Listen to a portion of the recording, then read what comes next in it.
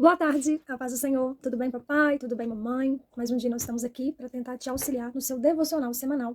E nessa semana nós vamos falar de Gênesis de 6 a 8, onde fala da história de Noé, do dilúvio, né? E de todo esse processo de uma nova geração, de um novo povo no Senhor.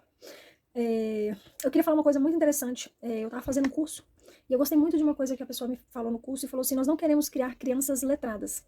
Nós queremos criar crianças conhecedoras da Bíblia. Por que é isso? O que eu quero dizer? Muitas das vezes você pode estar se perguntando assim: ô Dani, mas pra que fazer um devocional? Às vezes eu vou trazer, por exemplo, a história de Noé, a gente fez as perguntinhas com pontos bem intencionais, que às vezes nem os pais conhecem. Muitas das vezes, infelizmente, nem os pais mesmo conhecem, porque não se aprofundam na palavra. E por que uma criança de 3 anos, uma criança de 5 anos, precisa saber esses detalhes que eu vou estar comentando agora à frente? E a resposta é o seguinte: historinha, eu trouxe aqui alguns livrinhos, né? Então, por exemplo, esse aqui é a Bíblia na hora de dormir. É muito fácil você ter uma historinha de Noé, uma historinha, um desenho contando superficialmente o que aconteceu, contando aqui, ó, as figurinhas, né? Que Deus colocou um casal de cada animal na arca. Então tem um casal de leãozinho, um casal de elefante, um casal de tigre. Isso aqui, gente, você não precisa estar na igreja, você não precisa ser cristão para conhecer. Todas as historinhas, elas vão trazer o mesmo contexto. Um contexto, assim, muito básico. Um contexto aqui, ó, o casal de avestruz, o casal de elefante. Crianças que elas aprendem com essas historinhas, que elas aprendem com, às vezes, até musiquinhas, são crianças que elas são letradas. Elas conhecem a história. Mas o que acontece? Elas não conhecem o Deus da história. Elas não conhecem os mistérios, os segredos, a graça, o poder de Deus que existe por trás do que está escrito. Por que a Bíblia? Porque só através da Bíblia, na forma mais pura e simples, na forma mais diretiva, mais direcional, mais intencional, nós vamos conseguir trazer toda a clareza através do poder do Espírito Santo para os nossos filhos.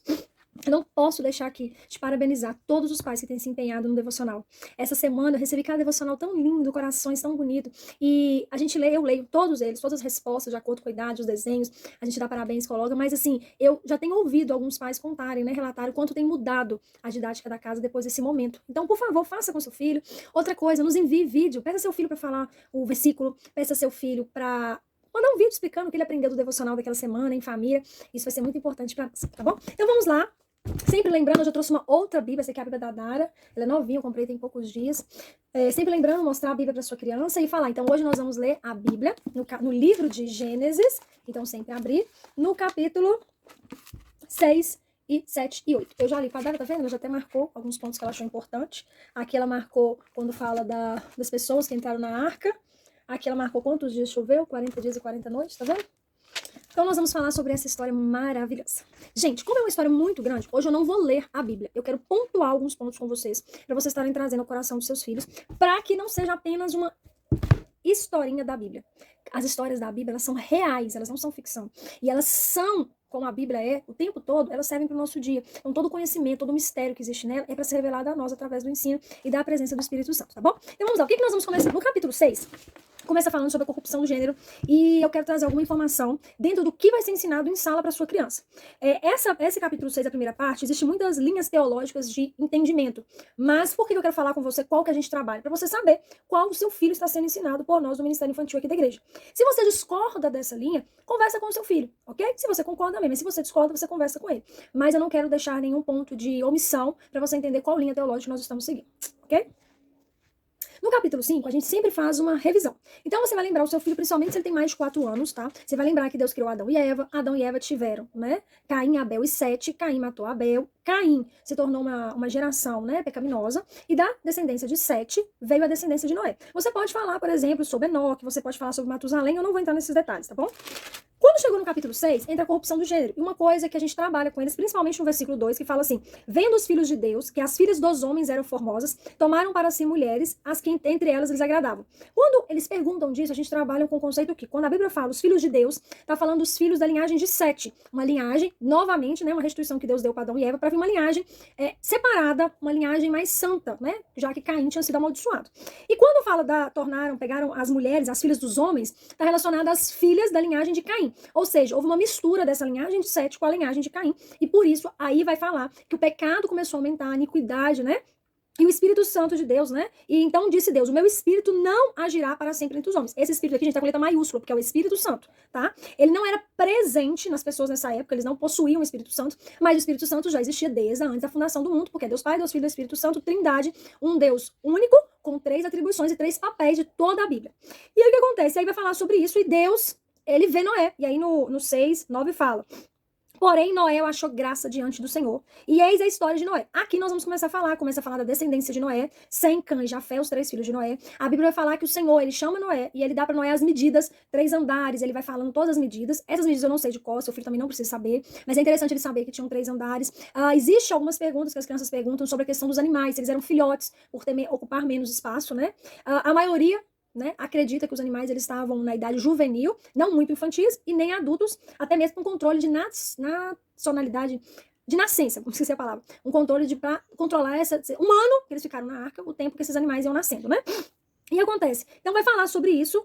No versículo 12 fala, e viu Deus a terra, e eis que havia corrompido, porque todo ser humano havia sido corrompido o seu caminho. É tão interessante que aqui fala todo. Ou seja, Noé também tinha uma descendência pecaminosa devido a Adão. Mas ele achou graça, ele não achou santidade. Noé não era santo, porque de Adão, após o pecado, o único santo foi Deus, foi Jesus, ok? Mas Noé, dentro de um princípio, viu graça, Deus viu virtudes de caráter, né, de proximidade com Deus. Em Noé mesmo ele tendo uma essência pecaminosa de corruptibilidade, ok? E aí o que acontece? No capítulo 7 é um capítulo, gente, que infelizmente peca demais, e por isso essas historinhas elas são tão básicas e tão vazias, e deixam nossos filhos letrados, mas não conhecedores. Porque no capítulo 7, aí eu vou ler pra você, vai falar assim, disse o Senhor a Noé, entra na arca tu e a tua família, porque reconheço que tem sido justo diante de mim no meio desta geração. De todo animal limpo contigo levará 7 pares, o macho e a fêmea, mas dos animais impuros, um par, o macho e a fêmea. Gente, todos os animais limpos, essas historinhas que fala que entrou, por exemplo, uma ovelhinha, né, um casal de ovelha, isso não procede, tá? A ovelha, entraram 7 casais de ovelha. Então, os animais puros, e aí você pode estudar mais sobre isso, animais puros e impuros, todos os animais puros, o Senhor ordenou que Noé colocasse 7 casais, 7 pares. Por quê, Daniele? Primeiro, gente, lá na frente nós sabemos que Noé, ele ofereceu, assim que a arca abriu, ele ofereceu um sacrifício ao Senhor, um altar. E vai falar os animais que ele ofereceu, assim como pombas. Se ele ia oferecer um altar, o Senhor, ele é santo em tudo, ele não perde o controle. Ele já providenciou o altar para ele. Se Noé mata, você entra um macho e uma fêmea de ovelha, e Noé mata o macho, por exemplo, como que ia ter procriação da espécie? Então Deus já preparou para si, por isso que Deus já ordenou. Outra coisa, nessa época que, após o pecado e a saída do homem, os animais selvagens, eles começaram a se alimentar de carne. Até então, eu li para vocês no último devocional, no Gênesis 1, onde falava que os animais seriam herbívoros, eles só se alimentariam de ervas, de plantas. Mas depois do pecado, o leão come carne. E outros animais, né, rinoceronte, não sei se rinoceronte come, mas assim, onça, esses animais que comem carne, eles precisavam se alimentar com carne. Eles não ficaram dentro da arca comendo folhinha. Então, para que toda essa logística acontecesse, Deus, que é um Deus sobrenatural e sonda tudo hoje, ontem e eternamente, ele já falou com Noé para levar 7 pares de animais puros e um par de animal impuro. Por quê? Porque o animal impuro, ele não servia para sacrifício, ele não servia para alimentação, nem dos animais e nem de Noé e a sua família, porque nessa época Noé também já se alimentava de carne. Tanto é que Caim matou Caim com Abel, né? Quando ele já foi fazer um altar, eles já ofereceram um animal, porque eles já comiam animais nessa época. No caso da ovelha, o cordeiro, a pomba e tal. E aqui vai falar, só para me fechar pra vocês, né? Também das aves do céu, 7 pares, macho e fêmea, para se conservar a semente sobre a face da terra. Por que para se conservar? O que eu falei? Porque lá na frente, quando Noé vai soltar a pomba, lá na frente, quando Noé vai sacrificar a pomba, tinha que ter uma pomba, um casal de pombo para procriar. Outra coisa também, tinha um animal lá que ia precisar, o Noé ia precisar se alimentar dessa pomba. A gente tem que lembrar que vou falar isso mais pra frente, peraí.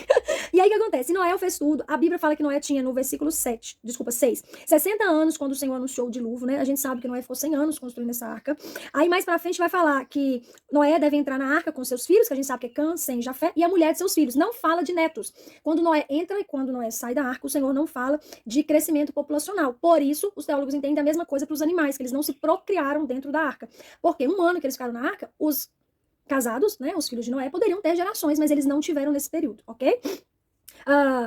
Dos animais limpos, dos animais imundos, das aves, dos répteis, entraram 2 a 2, macho e fêmea, assim como Deus ordenou. E aconteceu que depois de 7 dias vieram as águas. E aí vai falar quando foi o ano, quando foi o mês. A gente sabe, né, que o dilúvio, eu fiz um esqueminha que eu vou ler pra vocês, que a chuva durou 40 dias e 40 noites. Depois a arca, né, ela ficou pairando ainda 5 meses e 30 dias, e no total foram 365 dias, um ano solar, igual fala a Bíblia. Uma outra coisa que é muito importante falar com as crianças é o quê? 40 dias e 40 noites, choveu, mas a Bíblia também fala que as águas de baixo, elas subiram. Na criação, as crianças aprenderam que Deus separou a água de cima e a água de baixo, ou seja, a água que seria chuva e nuvem, e a água que não era no segundo dia, que não era água só de rio, oceano, mas as águas embaixo da terra. Eu tava conversando com a Dara perguntou, a Dara já aprendeu sobre cavar poço, e quando você vai furando a terra, lá embaixo você tem água. Então essas águas, elas também subiram. Não foi só as 40 de chuva para alagar todo o universo, né, todo o planeta Terra. Universo não, planeta. E aí o que acontece? E houve essa chuva, né? E Noé ficou. E aí depois Noé percebeu, parou a chuva. A Bíblia fala que o Senhor se lembrou de Noé. Não é no fato de Deus ter esquecido, esqueci de Noé. Não. No fato de ter lembrado que o tempo 40, que é um tempo muito, né, intencional na Bíblia, 40 sempre marca uma nova época, uma nova geração, um novo tempo, esse número 40. Então, quando fez 40, o Senhor, né, veio e paralisou a chuva, mas a gente sabe que as águas foram baixando, todo esse processo. Uma outra coisa que é muito interessante que as crianças saberem, que elas misturam muito, é com relação a quando Noé começa a soltar os animais. Olha pra você ver. A Bíblia fala o seguinte, que Noé solta o corvo e a pomba. 90% das crianças não sabem que Noé soltou um corvo, só fala da pomba, e só fala da vez que ela voltou com a oliveira. Então, ensine o seu filho, porque as historinhas não ensinam que não foi bem assim. A Bíblia fala no 8, versículo 7, e soltou um corvo, ao qual, tendo saído, foi e voltou, porque as águas não tinham cessado.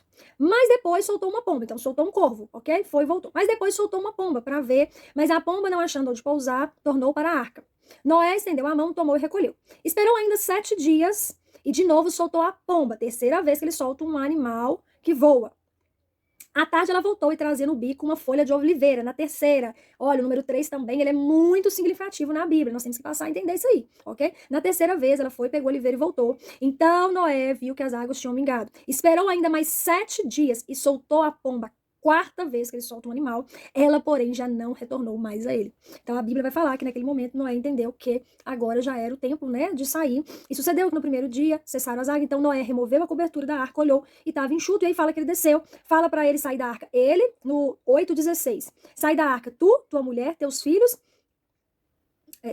e as mulheres de teus filhos, ou seja, não tem neto, não tem descendência. 8 pessoas saíram da arca, 3 filhos, 3 esposas, Noé e a esposa dele, ok? A Bíblia não fala o nome da esposa de Noé e não fala o nome das mulheres deles também. Uma coisa importante que as crianças me perguntam, tá? E perguntam sobre os animais aquáticos. Gente, as águas subiram, então os animais que eram aquáticos, eles permaneceram, ok? A Bíblia não fala que os animais morreram e que Deus preservou somente 7 pares de animais aquáticos, não fala nada sobre os aquáticos, então eles continuaram normalmente, é o que a gente entende. No 20 fala uma coisa muito interessante, que reforça a questão dos 7 pares de animais. 8:20 fala, levantou Noé uma arca, levantou-se Noé um altar e tomando de animais limpos, de animais, tá no plural, não foi somente ovelha, ok? E de aves, no plural também, limpos, ofereceu holocausto sobre o altar. E o Senhor aspirou o cheiro suave e disse consigo mesmo, não tornarei a amaldiçoar a terra por causa do homem, porque é mal o desígnio íntimo do homem desde a mocidade, nem tornarei a ferir todo vivente como eu fiz. Então, enquanto durar a terra, não haverá mais, não deixará de haver, nem semente, nem ceifa, nem frio, nem calor, nem inverno, nem verão, nem dia, nem noite. Então, gente, aqui finaliza. O que é importante? Tia Dani, quais são os princípios? Aqui nesse versículo não fala sobre os animais impuros, ok? Mas nós vamos ter outras passagens, né, que falam sobre os animais impuros.